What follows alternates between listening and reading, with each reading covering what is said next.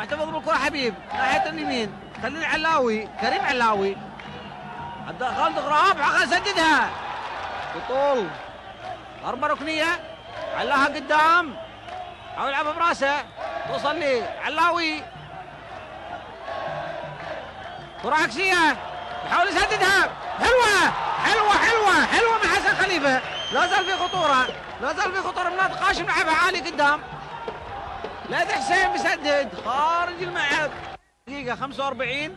والشوط الاول، ووقت بدل الضايع عند الحكم محمد لاراج المغربي الدولي. لعبت كره عاليه قدام، براسه حلوه حلوه، ترجع مره ثانيه، ترجع براسه، حاول يلعب كره عاليه قدام، حلوه يا عبد الغراب،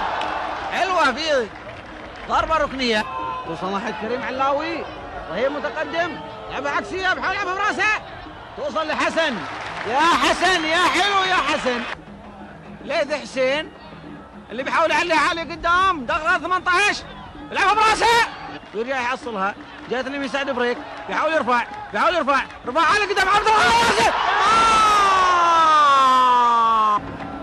مروان بصاص، عبد الله خالد غراب،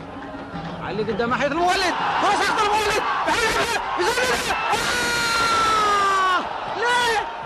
ليه مولد؟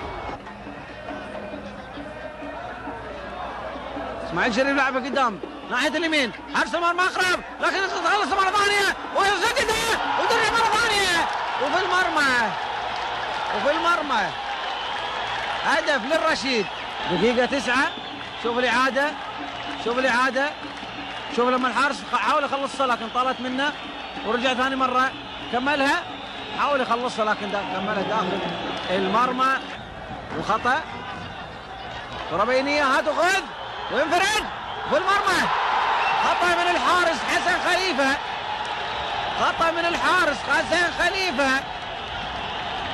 خطا واضح من حسن خليفه، خطا واضح وكبير من حسن خليفه، وسجل الرشيد الهدف الثاني. شوف الخطا، كاتا ولعبها داخل المرمى، غراب يحاول يمر، لعبوا كره عاليه قدام، ساقطه المولد، وترجع مره ثانيه، كره ساقطه،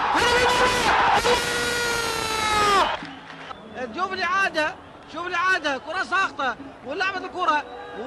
ولعبها المولد، حاول يحصلها المدافع عند الرجال، لكن وين راحت؟